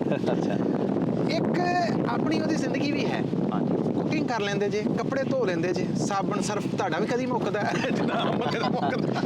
ਮੈਨੂੰ ਕੁਕਿੰਗ ਨਹੀਂ ਆਉਂਦੀ ਜੀ, ਸਫਾਈ ਜਿੰਨੀ ਮਰਜ਼ੀ ਕਰਵਾ ਲਓ। ਝਾੜੂ ਭਾਂਡੇ ਧੋਣ ਵਾਲਾ ਕੰਮ ਸਾਰਾ, ਕੁਕਿੰਗ ਨਹੀਂ ਆਉਂਦੀ। ਕਿਹੜਾ ਕੰਮ ਆ ਘਰਦਾਰੀ ਦਾ ਜਿਹੜਾ ਸੁਥਰੇ ਤਰੀਕੇ ਨਾਲ ਕਰ ਲੈਂਦੇ? ਮੈਨੂੰ ਜਿਹੜੀਆਂ ਜਿੱਦਾਂ ਸਫਾਈ ਦੀ ਮੈਂ ਤਾਂ ਤੁਹਾਨੂੰ ਗੱਲ ਦੱਸੀ ਹੈ ਵੈਸੇ, ਪਰ ਇਸ ਤੋਂ ਇਲਾਵਾ ਜਦੋਂ ਘਰ ਦੇ ਵਿੱਚ ਰੰਗ ਰੋਗਨ ਹੋ ਰਿਹਾ, ਰੈਨੋਵੇਸ਼ਨਸ ਹੋ ਰਹੀਆਂ, ਉਹ ਮੇਰੇ ਪਸੰਦੀਦਾ ਕੰਮਾਂ 'ਚ ਹੈ। ਅੱਛਾ, ਜਿਹਨੂੰ ਖਲਾਰ ਕਹਿੰਦੇ ਨੇ, ਜਿਹਨੂੰ ਕਹਿੰਦੇ ਘਰ ਨਹੀਂ ਕਬਾੜ ਲੱਗਣ ਡਿਆ, ਉਹ ਤੁਹਾਡੇ ਫੇਵਰਟ? ਉਹ ਮੇਰਾ ਪਸੰਦੀਦਾ ਹੈ। ਹਾਂਜੀ, ਮਤਲਬ ਜੇ ਮੈਨੂੰ ਕੋਈ ਕੰਮ ਨਾ ਹੋਵੇ ਤੇ ਜਿਹਨੂੰ ਕਥਾਰਸਿਸ ਕਹਿੰਦੇ ਆ ਨਾ ਤੁਸੀਂ, ਮੈਂ ਕਰਨਾ ਹੋਵੇ ਤੇ ਜਿੱਥੇ ਵੀ ਚਾਹੇ ਚਲੋ ਅਸੀਂ ਫਾਰਮ ਹਾਊਸ ਤੇ ਆ ਜਾਂ ਘਰ ਆ, ਤੇ ਮੈਨੂੰ ਇਹ ਹੁੰਦਾ ਕਿ ਅੱਛਾ ਹੁਣ ਇੱਥੇ ਕੁਛ ਨਵਾਂ ਵਿੜ ਲਓ, ਕਿ ਇਹਦੀ ਖਿੜਕੀ ਕੱਢ ਦਿਓ, ਇਹਦਾ ਦਰਵਾਜ਼ਾ ਇੱਧਰ ਨੂੰ ਕਰ ਦਿਓ, ਇਹਨੂੰ ਰੰਗ ਇੱਧਰ ਨੂੰ ਕਰ ਲਓ, ਇਹਦਾ ਇਹ ਕਰ ਲਓ। ਇਹ ਮੇਰੇ ਪਸੰਦੀਦਾ ਸ਼ੌਕ ਨੇ। ਵਾਹ ਵਾਹ। ਸਕ੍ਰਿਪਟਸ ਦੀ ਗੱਲ ਕਰਾਂਗਾ, ਇਲਮ ਦਨਾਈ ਗਿਆਨ ਰੱਬ ਨੇ ਤੁਹਾਨੂੰ ਦਿੱਤਾ। ਗੁਰਮੁਖੀ ਦੇ ਬੇਟੇ ਤਾਂ ਤੁਸੀਂ ਹੈ ਜੀ, ਸ਼ਾਹਮੁਖੀ ਵੀ ਪੜ੍ਹ ਲੈਂਦੇ ਜੀ। ਇਹ ਅਮੀਰਤਾ ਹੈ ਸਾਡੀ ਪੰਜਾਬੀ ਬੋਲੀ ਦੀ ਕਿ ਉਹਦੇ 2 ਸਕ੍ਰਿਪਟ ਨੇ ਦੁਨੀਆ 'ਚ। ਫਾਰਸੀ ਤੋਂ ਵੀ ਜਾਣੂ ਜੀ, ਅਰਬੀ ਵੀ ਕਿਤੇ ਲਿਖਦੇ ਆ, ਮੈਂ ਕੁਛ ਵੀਡੀਓ 'ਚ ਵੇਖਿਆ ਤੁਹਾਨੂੰ। ਇਹ ਜ਼ਰਾ ਦੱਸ ਦਵੋ ਕਿ ਕਿੰਨੇ ਇਲਮੀ ਜੇ, ਕਿੰਨੇ ਸਕ੍ਰਿਪਟ ਜਾਣਦੇ ਜੇ, ਕਿੰਨੀਆਂ ਜ਼ੁਬਾਨਾਂ, ਕਿੰਨੀਆਂ ਬੋਲੀਆਂ ਤੋਂ ਵਾਕਫ ਜੇ, ਜਿਹੜੀਆਂ ਲਿਖਣੀਆਂ ਇੰਨੀਆਂ ਹੁੰਦੀਆਂ, ਪੜ੍ਹਨੀਆਂ ਇੰਨੀਆਂ ਹੁੰਦੀਆਂ ਔਰ ਸੁਣਨੀਆਂ ਇੰਨੀਆਂ ਹੁੰਦੀਆਂ? ਨਹੀਂ ਮਤਲਬ ਮੇਰੇ ਸਾਰੀਆਂ ਮਤਲਬ ਨਹੀਂ ਸਿੱਧੀ ਹੈ, ਪੱਧਰੀ ਸ਼ੌਕ ਨਾਲ ਹੀ ਹੈ ਮੇਰੇ ਖਿਆਲ ਸਾਰੀਆਂ ਚੀਜ਼ਾਂ। ਮੇਰੀ ਡਾਕਟਰੇਟ ਸੀਗੀ ਸੂਫੀ ਮਿਊਜ਼ਿਕ ਦੇ ਵਿੱਚ, ਸੋ ਉਹਨੂੰ ਜ਼ਰੂਰਤ ਵੀ ਕਹਿ ਸਕਦੇ ਆ, ਪਰ ਉਹਦੇ ਵਿੱਚ ਸ਼ੌਕ ਜ਼ਿਆਦਾ ਸ਼ਾਮਿਲ ਸੀਗਾ। ਤੇ ਜ਼ੁਬਾਨੀ ਫਾਰਸੀ ਦਾ ਮੈਂ ਜਿਵੇਂ ਸਰਟੀਫਿਕੇਟ ਕੋਰਸ ਤੇ ਡਿਪਲੋਮਾ ਕੀਤਾ, ਜਿਹਦੇ ਵਿੱਚ ਮੇਰਾ 골ਡ ਮੈਡਲ ਰਿਹਾ ਪੰਜਾਬ ਯੂਨੀਵਰਸਿਟੀ ਦੇ ਵਿੱਚ। ਵਾਹ ਕੀ ਬਾਤ ਹੈ। ਔਰ ਬੈਕ ਬੈਂਚਰਾਂ ਨੂੰ ਦੱਸ ਰਹੇ ਨੇ। ਤੇ ਜ਼ੁਬਾਨੇ ਪੰਜਾਬੀ ਤਾਂ ਜ਼ਾਹਿਰ ਜੀ ਗੱਲ ਹੈ ਕਿ ਸਾਡੀ ਮਾਂ ਬੋਲੀ ਹੈ, ਗੁਰਮੁਖੀ ਦਾ ਬੇਟਾ ਵਾਲੀ ਗੱਲ ਆ। ਤੇ ਮੈਂ ਪਹਿਲਾਂ ਇਹੋ ਜਿਹਾ, ਚਲੋ ਮੈਂ ਕਹਿਣਾ ਤਾਂ ਨਹੀਂ ਚਾਹੀਦਾ ਸ਼ਾਇਰ ਆ, ਕਿ ਜਿਹੜਾ ਬਿਆਨ ਕਰਨ 'ਚ ਹਰਜ ਨਹੀਂ, ਕੈਰੀ ਔਨ, ਕਿ ਜਿਹੜਾ ਉਹਦੀ ਗ੍ਰਾਮਰ ਨੂੰ ਦੀ ਇੰਪੋਰਟੈਂਸ ਨੂੰ ਬਹੁਤ ਮੱਦੇ ਨਜ਼ਰ ਰੱਖਦਾ। ਵਾਹ ਵਾਹ ਵਾਹ ਵਾਹ ਵਾਹ। ਇਹ ਲੋਕ ਹਜੇ ਵੀ ਹੈ ਨੇ, ਔਰ ਸ਼ਾਇਦ ਇਹ ਸ਼ੈਵਾਂ, ਗ੍ਰਾਮਰ, ਜ਼ੁਬਾਨ, ਲਫ਼ਜ਼ਾਂ ਦੀ ਸਿਹਤ ਬਚੀ ਵੀ ਤਾਂ। ਹਾਂ, ਮੈਂ ਮਤਲਬ ਕਿ ਮੈਨੂੰ ਇਹ ਲੱਗਦਾ ਕਿ ਕਈ ਵਾਰੀ ਹੁੰਦਾ ਕਿ ਤੁਸੀਂ ਇੱਕ ਖਿਆਲ ਦੇ ਤਸੱਵੁਰ ਦੇ ਵਿੱਚ ਵਹਿ ਰਹੇ ਹੋ ਤੇ ਤੁਸੀਂ ਲਫ਼ਜ਼ ਤੋੜ ਮਰੋੜ ਲਿਆ, ਤੁਸੀਂ ਕਿਤੇ ਨਾ ਕਿਤੇ ਗ੍ਰਾਮੈਟੀਕਲ ਫਰੀडम ਲੈ ਲਈ, ਲਿਬਰੇਸ਼ਨ ਲੈ ਲਈ, ਪਰ ਮੈਨੂੰ ਇਹ ਹੁੰਦਾ ਕਿ ਖਿਆਲ ਨੂੰ ਮੈਂ ਰੋਕ ਕੇ ਉਹਨੂੰ ਤਾਂ ਆਲਟਰ ਕਰ ਲੂੰਗਾ, ਪਰ ਜ਼ੁਬਾਨ ਦੇ ਨਾਲ ਖਿਲਵਾੜ ਨਹੀਂ ਕਰਨਾ, ਖਾਸ ਤੌਰ ਤੇ ਲਿਪੀ ਦੇ ਨਾਲ। ਸੋ ਜਿਹੜਾ ਮੇਰਾ ਦੂਜਾ ਵੱਡਾ ਤੁਸੀਂ ਕੰਮ ਲਾ ਲਓ ਜਾਂ ਸ਼ੌਕ ਲਾ ਲਓ, ਜ਼ੁਬਾਨ ਦੀ ਦੇਖੋ ਪਰਵਰਿਸ਼ ਕਰਨੀ ਤਾਂ ਉਹ ਆਪਣੇ ਆਪ ਹੋ ਹੀ ਜਾਣੀ ਆ। ਉਹਦੀ ਖੂਬਸੂਰਤੀ ਦੇ ਲਈ ਕੀ ਕਰ ਸਕਦੇ ਆ? ਮੇਕਅਪ ਕਿੰਨਾ ਕੁ ਜਾਣਦਾ, ਹਾਂ ਕਿੰਨਾ ਕੁ ਸਵਾਦ ਨੇ, ਬੋਧੇ ਕਿੰਨੇ ਕੁ ਬਾਅਦ ਦੇ। ਹਾਂ ਮੈਨੂੰ ਇਹ ਲੱਗਦਾ ਕਿ ਜਦੋਂ ਤੁਸੀਂ ਕਿਸੇ ਦੀ ਹਸਤੀ ਦੀ ਤੁਸੀਂ ਕਹ ਲਓ ਕਿ ਤੁਸੀਂ ਬਚਾਉਣ ਦੀ ਕੋਸ਼ਿਸ਼ ਕਰਦੇ ਤਾਂ ਮਤਲਬ ਕਿ ਉਹ ਪਹਿਲੇ ਹੀ ਨਿਗਾਰ 'ਚ ਆ। ਕਦੀ ਇਹ ਨਹੀਂ ਕਹਿਣਾ ਚਾਹੀਦਾ ਕਿ ਅਸੀਂ ਜ਼ੁਬਾਨ ਬਚਾ ਰਹੇ ਹਾਂ, ਨਹੀਂ, ਅਸੀਂ ਜ਼ੁਬਾਨ ਨੂੰ ਸ਼ਿੰਗਾਰ ਰਹੇ ਹਾਂ। ਕਿਆ ਬਾਤ ਹੈ। ਇਹ ਬਹੁਤ ਸਾਰੇ ਐਕਟਿਵਿਸਟ ਨੇ ਜਿਹੜੇ ਜ਼ੁਬਾਨਾਂ ਦੇ ਬੋਲੀਆਂ ਲਈ ਲੜਨ ਵਾਲੇ, ਇਹ ਉਹਨਾਂ ਲਈ ਸਬਕ ਹੈ ਤੁਹਾਡਾ ਕਿ ਅਸੀਂ ਨਹੀਂ ਬਚਾ ਰਹੇ, ਅਸੀਂ ਤੇ ਆਪਣਾ ਯੋਗਦਾਨ ਪਾਉਣ ਲਈ ਜਿੰਨੇ ਜੋਗੇ ਹਾਂ ਅਸੀਂ ਆਪਣਾ ਕਰ ਰਹੇ ਹਾਂ, ਅਸੀਂ ਕੀ ਬਚਾਉਣਾ। ਉਹ ਤੇ ਕਿੰਨੇ ਬ੍ਰਸ਼ ਮਾਰ ਰਹੇ ਆ ਤੁਸੀਂ, ਉਹਨੂੰ ਕਿੰਨਾ ਨਿਖਾਰ ਰਹੇ ਆ ਤੁਸੀਂ, ਕਿੰਨੀਆਂ ਸੋ ਮੈਨੂੰ ਲੱਗਦਾ ਐਸਥੈਟਿਕਸ ਦੇ ਲਈ ਉਦਮ ਕਰਨੇ ਚਾਹੀਦੇ ਆ। ਜ਼ੁਬਾਨ ਨੇ ਤਾਂ ਆਪਣੇ ਆਪ ਵਧਣਾ ਫੁੱਲਣਾ, ਉਹਨੂੰ ਨਾ ਤਾਂ ਕਦੀ ਕੋਈ ਮਾਰ ਸਕਿਆ, ਨਾ ਹੀ ਉਹ ਮਰਦੀਆਂ ਨੇ। ਠੀਕ ਹੈ, ਤੁਸੀਂ ਜਿੱਦਾਂ ਤੁਸੀਂ ਕਹਿੰਦੇ ਕਿ ਜੇ ਯੂਨੀਵਰਸਿਟੀਜ਼ 'ਚੋਂ ਤੁਸੀਂ ਨਿਕਲਦੇ ਹੋ ਤੇ ਇਹ ਸਾਡਾ ਜ਼ਾਤੀ ਅਖਲਾਕੀ ਤੌਰ ਤੇ ਫਰਜ਼ ਹੋ ਜਾਂਦਾ ਕਿ ਜਿਹੜੀਆਂ ਬਾਰੀਕੀਆਂ, ਜਿਹੜਾ ਮੈਂ ਤੁਸੀਂ ਕਿਹਾ ਨਾ ਕਿ ਇੱਕ ਮੇਰਾ ਇਸ ਤੋਂ ਪਹਿਲਾਂ ਗੁਰਮੁਖੀ ਦੇ ਬੇਟੇ ਤੋਂ ਪਹਿਲਾਂ ਸੀਗਾ ਸ਼ੇਰ ਕਿ ਮਾਤ ਬੋਲੀ ਨੂੰ ਲੜੀਂਦਾ ਦੇਵੋ ਮਾਣ ਦੋਸਤੋ, ਹੈ ਨਾ। ਸੋ ਉਹਦੇ ਵਿੱਚ ਇਹ ਸਿਹਾਰੀਆਂ ਵਿਹਾਰੀਆਂ ਨੂੰ ਸਹੀ ਥਾਂ ਤੇ ਜੋੜ, ਤੈਨੂੰ ਆਖਦੇ ਅੱਖਰ ਸਾਨੂੰ ਲਫ਼ਜ਼ਾਂ ਦੀ ਲੋੜ, ਜਿਵੇਂ ਹਾਣ ਨੂੰ ਪਿਆਰਾ ਹੁੰਦਾ ਹਾਣ ਦੋਸਤੋ, ਮਾਤ ਬੋਲੀ ਨੂੰ ਲੜੀਂਦਾ ਦੇਵੋ ਮਾਣ ਦੋਸਤੋ। ਸੋ ਉਹ ਜਿਹੜੀਆਂ ਬਾਰੀਕੀਆਂ ਨੇ, ਜਦੋਂ ਮੈਂ ਪੰਜਾਬ 'ਚ ਕਈ ਵਾਰੀ ਹੁੰਦੇ ਆ, ਕਈ ਵਾਰੀ ਸਰਕਾਰੀ ਬੋਰਡ ਵੀ ਹੁੰਦੇ ਜਾਂ ਕਈ ਥਾਵਾਂ 'ਤੇ ਹੁੰਦੇ ਆ, ਤੇ ਮੈਨੂੰ ਲੱਗਦਾ ਯਾਰ ਕਿ ਅੱਛਾ ਇੱਥੇ ਬਿੰਦੀ ਲੱਗਣੀ ਸੀ, ਇੱਥੇ ਸਿਹਾਰੀ ਲੱਗਣੀ ਸੀ ਕੋਈ। ਸੋ ਉਹ ਚੀਜ਼ਾਂ ਮੈਨੂੰ ਬੜੀਆਂ ਰੜਕਦੀਆਂ ਵੀ ਆ ਤੇ ਜਿੰਨਾ ਕੁ ਮੈਂ ਹੋ ਸਕਦਾ ਕਰਨ ਦੀ ਕੋਸ਼ਿਸ਼ ਕਰਦਾ, ਕਿਉਂਕਿ ਮੇਰੇ ਜਿਹੜੇ ਸਰਕਲ ਦੇ ਸਾਰੇ ਲੋਕ ਆ ਪੰਜਾਬੀ ਲਿਟਰੇਚਰ ਦੀ ਡਾਕਟਰੇਟ ਆ, ਕੋਈ ਉਹਦਾ ਪ੍ਰੋਫੈਸਰ ਆ, ਕੋਈ ਉਹਦਾ ਹੈਡ ਆਫ ਦੀ ਡਿਪਾਰਟਮੈਂਟ ਆ। ਸੋ ਮੈਂ ਉਹਨਾਂ ਨਾਲ ਲੜਦਾ ਰਹਿੰਦਾ ਕਿ ਯਾਰ ਤੁਸੀਂ ਇਹ ਉਦਮ ਕਰੋ, ਸੈਮੀਨਾਰ ਕਰੋ, ਮੈਂ ਜਦੋਂ ਵੀ ਵਕਤ ਹੋਊਗਾ ਮੈਂ ਵੀ ਉੱਥੇ ਆਊਂਗਾ। ਜੇ ਤੁਸੀਂ ਇਹ ਗੱਲਾਂ ਨਹੀਂ ਕਰੋਗੇ, ਜਿਹੜਾ ਪਿੰਡ ਦੇ ਵਿੱਚ ਬੰਦਾ ਰਹਿੰਦਾ ਉਹਨੂੰ ਪੰਜਾਬੀ ਬੋਲਣੀ ਆਉਂਦੀ ਆ, ਉਹਨੇ ਜਿੰਨੀ ਕੁ ਲਿਖਣੀ ਲਿਖ ਵੀ ਲੈਣੀ ਆ। ਅਸੀਂ ਉਹਦੇ, ਜਿੱਦਾਂ ਤੁਸੀਂ ਨਹੀਂ ਕਿਹਾ ਕਿ ਉਹਦੇ ਬੋਧੇ ਸਵਾਰਨੇ ਨੇ, ਉਹਦੇ ਉੱਤੇ ਗੋਟੇ ਵਾਲੀਆਂ ਚੁੰਨੀਆਂ ਦੇਣੀਆਂ ਨੇ, ਉਹਦੀ ਲਿਪਸਟਿਕ ਲਾਉਣੀ ਆ, ਤੇ ਇਹੋ ਜਿਹੀਆਂ ਚੀਜ਼ਾਂ ਜਿਹੜੀਆਂ ਬਾਕੀ ਬੋਲੀਆਂ ਇਹ ਤੇ ਪੰਜਾਬੀ ਦੀ ਗੱਲ ਹੋ ਗਈ ਨਾ। ਹੁਣ ਮੈਂ ਕਹਿਣ ਡਿਆ ਕਿ ਉਹ ਵੀ ਜ਼ਰਾ ਪਰਦੇ 'ਚੋਂ ਮੈਂ ਬਾਹਰ ਲੈਵਾਂ, ਝਾਕਾ ਜਿਹਾ ਪੈਣ ਡਿਆ ਸਾਨੂੰ ਕਿਹੜੀਆਂ ਜ਼ੁਬਾਨਾਂ, ਬੋਲੀਆਂ, ਭਾਸ਼ਾਵਾਂ ਨੇ। ਨਹੀਂ, ਉਹ ਤਾਂ ਥੋੜਾ ਬਹੁਤ ਜਿੰਨੀ ਕੁ ਜ਼ਰੂਰਤ ਹੁੰਦੀ ਹੈ। ਤੁਸੀਂ ਅੰਗਰੇਜ਼ੀ ਮੇਰੇ ਤੋਂ ਵਧੀਆ ਬੋਲ ਲੈਂਦੇ, ਮੇਰੀ ਅੰਗਰੇਜ਼ੀ ਨੂੰ ਅੱਜ ਵੀ ਪੋਲੀਓ ਹੈ ਤੇ ਦੱਸਣ 'ਚ ਕੀ ਹਰਜ ਹੈ। ਹਾਂਜੀ ਇੰਗਲਿਸ਼ ਤਾਂ ਹੋ ਗਈ ਕਿਉਂਕਿ ਜਦੋਂ ਬਲੈਕ ਪ੍ਰਿੰਸ ਕੀਤੀ ਅਸੀਂ, ਉਸ ਪਹਿਲੀ ਮੇਰੀ ਜ਼ਿੰਦਗੀ ਦੀ ਡੈਬਿਊ ਫਿਲਮ ਸੀਗੀ ਤੇ ਉਹ ਬ੍ਰਿਟਿਸ਼ ਇੰਪੀਰੀਅਲਿਜ਼ਮ ਤੇ ਸੀਗੀ, ਤੇ ਕੁਈਨ ਵਿਕਟੋਰੀਆ ਦੇ ਟਾਈਮ ਦੀ 18th ਸੈਂਚੁਰੀ ਦੀ ਵਿਕਟੋਰੀਅਨ ਇੰਗਲਿਸ਼ ਬੋਲਣੀ ਸੀ ਔਨ ਸੈਟ, ਕਿਉਂਕਿ ਉਹ ਸਿੰਕ ਸਾਊਂਡ ਹੁੰਦੀ ਆ। ਤੇ ਉਹਦੇ ਨਾਲ ਰਾਬਤਾ ਪਹਿਲੀ ਵਾਰੀ 2014 'ਚ ਹੋਇਆ, ਤੇ ਹੌਲੀ ਹੌਲੀ ਉਹ ਰਾਬਤਾ ਸਾਂਝ ਜਿਹੜੀ ਆ, ਕਿਉਂਕਿ ਇੱਥੋਂ ਦੇ ਲੋਕਾਂ ਨਾਲ, ਵੈਸਟ ਦੇ ਲੋਕਾਂ ਦੇ ਨਾਲ ਰੋਜ਼ ਸਵੇਰੇ ਸ਼ਾਮੀ ਗੱਲਾਂ ਹੋਣੀਆਂ, ਤੇ ਉਹ ਜ਼ਬਾਨ ਦੇ ਨਾਲ ਵੀ ਬਹੁਤ ਸੋਹਣਾ ਇੱਕ ਮੇਰੀ ਸਾਂਝ ਬਣ ਗਈ ਆ। ਤੇ ਉਰਦੂ ਤਾਂ ਚਲੋ ਆਪਣੀ ਕੀ ਕਹਿੰਦੇ ਹੁੰਦੇ ਆ ਕਿ ਗੁਆਂਢੀਆਂ ਦੀ ਬੋਲੀ, ਗੁਆਂਢੀ ਕਹਿ ਲਓ। ਸੋ ਤੇ ਉਹਦੇ 'ਚ ਮੈਂ ਇੱਕ ਐਲਬਮ ਕੀਤੀ ਸੀ, ਉਹਦਾ ਨਾਮ ਸੀ ਸ਼ਾਇਰਾਨਾ ਸਰਤਾਜ, ਤੇ ਉਹਦਾ English title C paradigm of poetry. ਉਹਦੇ ਵਿੱਚ 7 ਨਜ਼ਮਾਂ ਸੀ ਉਰਦੂ ਦੀਆਂ, ਜਿਹੜੀਆਂ ਮੈਂ ਗਾਈਆਂ ਨਹੀਂ, ਹਾਲਾਂਕਿ ਉਹਨਾਂ ਦੀ ਕੰਪੋਜੀਸ਼ਨ ਬਣੀਆਂ ਹੋਈਆਂ, ਮੈਂ ਗਾ ਸਕਦਾ ਸੀ। ਅੱਛਾ, ਪਰ ਬਾਵਜੂਦ ਇਸ ਦੇ ਮੈਂ ਕੌਨਸ਼ੀਅਸਲੀ ਮੱਦੇਨਜ਼ਰ ਰੱਖਦੇ ਹੋਏ ਕਿ ਜਿਹੜਾ ਖਿਆਲ ਆ, ਜਿਹੜੀ ਅਹਿਮੀਅਤ ਆ, ਉਹ ਸਿਰਫ ਲਫ਼ਜ਼ ਤੇ ਰਹੇ, ਤਸੱਵੁਰ ਤੇ ਰਹੇ, ਖਿਆਲ ਤੇ ਰਹੇ, ਮੌਸੀਕੀ ਤੇ ਨਾ ਜਾਵੇ, ਉਹਦੀ ਮਿਊਜ਼ਿਕੋਲੋਜੀ ਪ੍ਰਾਇਮਰੀ ਨਾ ਹੋ ਜਾਵੇ। ਕਿਉਂਕਿ ਜਦੋਂ ਕੋਈ ਕੰਪੋਜੀਸ਼ਨ ਸੋਹਣੀ ਹੋ ਜਾਂਦੀ ਹੈ ਤੇ ਲਫ਼ਜ਼ ਕਈ ਵਾਰੀ ਸੈਕੰਡਰੀ ਹੋਣ ਦੇ ਚਾਂਸਸ ਹੋ ਜਾਂਦੇ ਆ।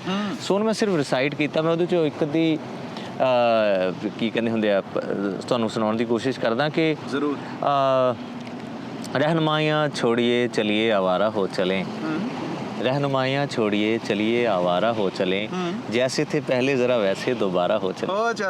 वाह वाह वाह वाह। और मुझको ये कहना है बस कि तब सरा आज़ाद हो, जो भी दिल दिलगीर था अब वो दिल दिलशाद हो। वाह भाई।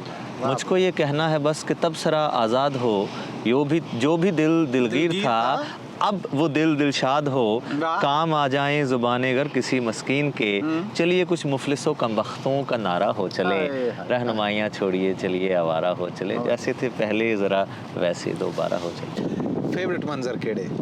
डुबदा सूरज, शिकर दोपहर, वरदा मींह, सियाली धुप। ਸਿਆਲੀ ਧੁੱਪ, ਇਹ ਹਵਾ ਚੱਲਦੀ ਹੋਵੇ, ਠੰਡ ਹੋਵੇ, ਖਿੜੀ ਧੁੱਪ ਹੋਵੇ, ਲੋਕੀ ਚਾਨਣੀਆਂ ਦੇ ਆਸ਼ਿਕ ਪਰ ਮੈਂ ਧੁੱਪ ਦਾ ਆਸ਼ਿਕ ਹਾਂ, ਲੋਕੀ ਸ਼ੋਰ ਸ਼ਰਾਬਾ ਚਾਹੁੰਦੇ ਪਰ ਮੈਂ ਚੁੱਪ ਦਾ ਆਸ਼ਿਕ। ਵਾਹ ਵਾਹ। ਤੇ ਮੈਨੂੰ ਖਿੜੀਆਂ ਧੁੱਪਾਂ ਬਹੁਤ ਚੰਗੀਆਂ ਲੱਗਦੀਆਂ। ਕੀ ਬਾਤ ਹੈ। ਸਤਿੰਦਰ ਜੀ, ਮੈਂ ਹੁਣ ਇਹ ਪੁੱਛਣਾ ਚਾਹਾਂਗਾ, ਇੱਕ ਯਾਰ ਹੁੰਦਾ, ਬੋਦੀ ਦਾ ਵੀ ਹੁੰਦਾ ਆ, ਲੰਗੋਟੀਆ ਵੀ ਅਸੀਂ ਇਹਨੂੰ ਕਹਿ ਲੈਂਦੇ, ਜਿਹੜਾ ਨਿੱਕੇ ਹੁੰਦੇ ਆ ਨਾ ਇਹ ਦਾਅਵਾ ਕਰਦਾ ਨੇ ਨਹੀਂ ਦੱਬ ਕੇ ਰੱਖ, ਤੂੰ ਕਰ ਜਾਣਾ, ਤੂੰ ਬਣ ਜਾਣਾ। ਫਿਰ ਬੰਦਾ ਜਦੋਂ ਬਣ ਜਾਂਦਾ ਹੈ ਨਾ ਤੇ ਉਹ ਵਕਤ ਦੇ ਝੰਬੇੜਿਆਂ 'ਚ ਕਿਤੇ ਗਵਾਚ ਜਾਂਦਾ। ਕੋਈ ਐਸਾ ਨਾਂ, ਕੋਈ ਐਸਾ ਮਿੱਤਰ, ਪਿਆਰਾ, ਸੰਗੀ, ਸਾਥੀ, ਦੋਸਤ ਜਿਹੜਾ ਬੋਦੀ ਦਾ ਭਰਾ ਬਣਿਆ ਹੋਵੇ, ਲੰਗੋਟੀਆ ਬਣਿਆ ਹੋਵੇ, ਜਿਹਨੇ ਉਦੋਂ ਦਾਅਵੇ ਕੀਤੇ ਹੁਣ ਜਦੋਂ ਹਜੇ ਹੋਸ਼ ਨਹੀਂ ਸੀਗੀ ਕਿ ਤੁਸੀਂ ਕੁਝ ਬਣ ਜਾਣਾ। ਮੈਂ ਐਕਚੁਅਲੀ ਕਹਾਂ ਕਿ ਕਦੀ ਮੇਰੇ ਤੋਂ ਕਦੀ ਕਿਸੇ ਨੂੰ ਉਮੀਦ ਨਹੀਂ ਸੀਗੀ। ਮੈਨੂੰ ਖੁਦ ਵੀ ਨਹੀਂ ਸੀਗੀ ਚਲੋ ਕਿਸੇ ਨੂੰ ਤਾਂ ਕੀ ਹੋਣੀ ਆ। ਅੱਛਾ। ਹਾਂਜੀ। ਸੋ ਇਸ ਕਰਕੇ ਇਹ ਤਸੱਵੁਰ ਖਿਆਲ ਕਿਸੇ ਨੂੰ ਕਦੀ ਇੰਨਾ ਆਇਆ ਨਹੀਂ। ਉਹਨੂੰ ਤਾਂ ਐਂ ਸੀਗਾ ਕਿ ਥੋੜ੍ਹਾ ਬਹੁਤ ਪੜ੍ਹ ਜਾਊਗਾ ਅਤੇ ਕਿਤੇ ਨੌਕਰੀ ਲੱਗ ਜਾਊਗਾ। ਇੰਨਾ ਕੀ ਖਿਆਲ ਸੀਗਾ ਕਿ ਤੁਸੀਂ ਕਦੀ ਪਰਫਾਰਮਰ ਬਣੋਗੇ, ਸ਼ਾਇਰ ਬਣੋਗੇ, ਗਵਈਏ, ਜਾਂ ਤੁਹਾਡੇ ਵਰਗੇ ਲੋਕ ਕਦੀ ਇੰਟਰਵਿਊ ਕਰਨਗੇ, ਜਾਂ ਸਰਹੱਦ ਤੋਂ ਪਾਰ ਦੇ ਲੋਕਾਂ ਤੱਕ ਤੁਹਾਡੀ ਮੌਸੀਕੀ ਜਾਏਗੀ, ਇਹ ਕਦੀ ਵੀ ਖਿਆਲ ਨਹੀਂ ਸੀ ਆਇਆ। ਸੋ ਸਤਿੰਦਰ ਸਰਤਾਜ ਜੀ, ਪਿਆਰ ਦੇ ਜਜ਼ਬੇ ਬਾਰੇ ਤੁਹਾਡੇ ਕੀ ਵਿਚਾਰ? ਦਾਅਵਾ ਤਾਂ ਸਭ ਕਰ ਲੈਂਦੇ, ਇਹਦੇ ਬਾਰੇ ਬੜੇ ਬੜੇ ਗੀਤ ਔਰ ਬੜੇ ਬੜੇ ਫਲਸਫੇ, ਬੜੀ ਬੜੀ ਗੱਲਬਾਤ ਹੈ ਜਿਹੜੀ ਉਹ ਕਰ ਲੈਂਦੇ। ਇਹਦੀ ਹੋਂਦ ਦੇ ਬਾਰੇ ਜਦੋਂ ਗੱਲ ਹੁੰਦੀ ਹੈ ਤੇ ਅਸੀਂ ਕਈ ਥਾਵਾਂ ਤੇ ਕੁਝ ਗੱਲਾਂ ਤੋਂ ਮੁੱਕਰ ਜਾਂਦੇ, ਮਿੱਠਾ ਆਪਣੇ ਜੋਗਾ ਕੱਢ ਲੈਂਦੇ ਹਾਂ, ਬਾਕੀ ਕਹਿੰਦੇ ਇੱਥੇ ਇਹ ਗਲਤ ਹੈ। ਤੁਹਾਡਾ ਕੀ ਫਲਸਫਾ ਹੈ ਇਸ਼ਕ ਬਾਰੇ? ਦੇਖੋ, ਇਹ ਇੱਕ ਬਹੁਤ ਹੀ ਇੰਡੀਵਿਜੂਅਲ ਅਪਰੋਚ ਦੀ ਗੱਲ ਆ। ਜਿਹੜਾ ਮੇਰੀ ਕਿਸੇ ਚੀਜ਼ ਦੇ ਬਾਰੇ ਰਾਏ ਹੋਏਗੀ ਨਾ, ਉਹ ਜ਼ਰੂਰੀ ਨਹੀਂ ਹੈ ਕਿ ਤੁਹਾਡੀ ਵੀ ਹੋਏਗੀ। ਖਾਸ ਤੌਰ 'ਤੇ ਮੁਹੱਬਤ ਦੇ ਲਈ, ਇਹਦੇ ਲਈ ਤੁਹਾਡੇ ਸਰਕਮਸਟੈਂਸਿਸ ਬਹੁਤ ਜ਼ਿਆਦਾ ਮੈਟਰ ਕਰਦੇ ਆ। ਤੁਹਾਡੀ ਨਰਸ਼ਿੰਗ, ਤੁਹਾਡੇ ਫਾਈਨੈਂਸ਼ੀਅਲ ਸੋਸ਼ਲ ਸਟੇਟਸ, ਬੜੀਆਂ ਚੀਜ਼ਾਂ ਜਿਹਦੇ ਵਿੱਚ ਚੀਜ਼ਾਂ ਆ ਕੇ ਮੈਨੇਜ ਵੀ ਹੋ ਜਾਂਦੀਆਂ, ਜਿਹਦੀਆਂ ਵਿੱਚ ਚੀਜ਼ਾਂ ਆ ਕੇ ਡਿਸਟੋਰਟ ਵੀ ਹੋ ਜਾਂਦੀਆਂ। ਪਰ ਇੱਕ ਗੱਲ ਸਾਂਝੀ ਹੈ ਕਿ ਹਾਣ ਨੂੰ ਪਿਆਰਾ ਸਦਾ ਹਾਣ ਹੁੰਦਾ ਏ। ਔਖੇ ਵੇਲਿਆਂ 'ਚ ਲਏ ਫੈਸਲੇ ਤੋਂ ਆਦਮੀ ਪਛਾਣ ਹੁੰਦਾ ਏ। ਛਾਨਣੀ ਸਮੇਂ ਦੀ ਵਿੱਚੋਂ ਸਹੀ ਕਿਰਦਾਰ ਸਦਾ ਛਾਣ ਹੁੰਦਾ ਏ। ਦੁਨੀਆ 'ਤੇ ਸਾਰੀ ਥਾਂ ਮੁਹਾਵਰੇ ਹਮੇਸ਼ਾ ਵੱਖੋ ਵੱਖ ਹੁੰਦੇ ਨੇ। ਉੱਥੋਂ ਦੇ ਖਿਆਲ ਸਦਾ ਉੱਥੋਂ ਦੇ ਹਾਲਾਤਾਂ ਉੱਤੇ ਰੱਖ ਹੁੰਦੇ ਨੇ। ਇੱਕ ਗੱਲ ਸਾਂਝੀ ਹੈ ਕਿ ਹਾਣ ਨੂੰ ਪਿਆਰਾ ਸਦਾ ਹਾਣ ਹੁੰਦਾ ਹੈ। ਸੋ ਜਦੋਂ ਵੀ ਮੈਂ ਖਿਆਲ 'ਤੇ ਪਹੁੰਚਿਆ, ਹੁਣ ਜਿੰਨੀ ਕੁ ਮੇਰੀ ਜ਼ਿੰਦਗੀ ਦਾ ਤਜਰਬਾ ਆ, ਕਿ ਕੋਈ ਵੀ ਚੀਜ਼ ਡੈਫੀਨੇਟ ਨਹੀਂ ਆ, ਕੋਈ ਵੀ ਚੀਜ਼ ਅਸਲ ਸੱਚ ਨਹੀਂ ਹੈ ਕਿਸੇ ਬਾਰੇ। ਅੱਛਾ। ਹਾਂ, ਕਿਸੇ ਦੇ ਲਈ ਸੱਚ ਹੋ ਰਿਹਾ, ਕਿਸੇ ਦੇ ਲਈ ਸੱਚ ਹੋ ਰਿਹਾ। 100% ਜਿਹਨੂੰ 180 ਡਿਗਰੀ ਜਾਂ 90 ਡਿਗਰੀ ਆਪੋਜ਼ਿਟ ਚੀਜ਼ਾਂ ਹੁੰਦੀਆਂ ਨੇ, ਪਰ ਤੁਹਾਡੇ ਲਈ ਇਹ ਸਹੀ ਹੁੰਦਾ, ਕਿਸੇ ਹੋਰ ਲਈ ਇਹ ਸਹੀ ਹੁੰਦਾ। ਉਹ ਵੀ ਨਹੀਂ ਗਲਤ ਤੇ ਤੁਸੀਂ ਵੀ ਨਹੀਂ ਗਲਤ। ਜਿਹਦੀ ਮੈਂ ਬੜੀ ਦੇਰ ਤੋਂ ਮੈਂ ਕੋਸ਼ਿਸ਼ ਕਰ ਰਿਹਾ ਕਿ ਇੱਕ ਸਕ੍ਰਿਪਟ ਲਿਖਾਂ ਇਹਦੇ ਉੱਤੇ। ਉਹਦਾ ਮੈਂ ਇੱਕ ਵਾਰੀ ਮੈਂ ਅੱਜ ਤੋਂ 10 ਜਾਂ 12 ਸਾਲ ਪਹਿਲਾਂ ਵਾਸ਼ਿੰਗਟਨ DC 'ਚ ਮੈਂ ਡਿਸਕਵਰੀ ਚੈਨਲ ਦੇ ਹੈੱਡਕੁਆਟਰ 'ਤੇ ਗਿਆ ਸਜਦਾ ਕਰਨ, ਕਿ ਇਹਨਾਂ ਨੇ ਕਿੱਡੀ ਵੱਡੀ ਖੂਬਸੂਰਤ ਚੀਜ਼ਾਂ ਦੁਨੀਆ ਨੂੰ ਦਿਖਾਈਆਂ। ਮੇਰੀ ਖੁਆਇਸ਼ ਸੀਗੀ ਕਿ ਮੈਂ ਉਹਨਾਂ ਲਈ ਇੱਕ ਡਾਕੂਮੈਂਟਰੀ ਜਾਂ ਜਿਹੜੀ ਸੀਰੀਜ਼ ਹੁੰਦੀ ਆ ਉਹ ਬਣਾਉਂਦਾ। ਉਹਦਾ ਨਾਮ ਰੱਖਦਾ ਦਿਸ ਔਰ ਦੈਟ। ਜਿਹੜਾ ਮੈਂ ਤੁਹਾਨੂੰ ਗੱਲ ਦੱਸ ਰਿਹਾ ਕਿ ਯਾਰ, ਇੱਕ ਬੰਦੇ ਦੇ ਲਈ ਆਹ ਬਿਲਕੁਲ ਸਹੀ ਗੱਲ ਹੈ, ਇੱਕ ਬੰਦੇ ਲਈ 100% ਆਪੋਜ਼ਿਟ ਬਿਲਕੁਲ ਸਹੀ ਗੱਲ ਹੈ। ਹੁਣ ਇਹ ਸਹੀ ਹੈ ਕਿ ਇਹ ਸਹੀ ਹੈ, ਇਹਦੇ ਬਿਨਾਂ 6 ਔਰ 9 ਵਾਲਾ ਕੰਮ ਆ, ਸਿੱਧਾ ਔਰ ਪੁੱਠਾ।